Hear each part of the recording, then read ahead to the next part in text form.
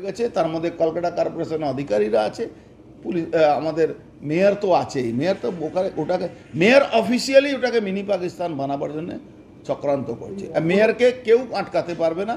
Mayor is the biggest পাওয়ার। আজকে মমতা ব্যানার্জির উপরে কলকাতাতে মেয়রের পাওয়ার আছে। মেয়র ওখানে পাকিস্তানি নাগরিকদেরকে, পাকিস্তানি অপরাধীদেরকে, মুসলমান জেহাদিদেরকে আপার হ্যান্ড দিয়ে দিয়েছে। ইললিগাল কনস্ট্রাকশন হচ্ছে, ইললিগাল কনস্ট্রাকশনে যারা মুসলমানরাই এসে ঘর কিনছে, বাড়ি বানাচ্ছে।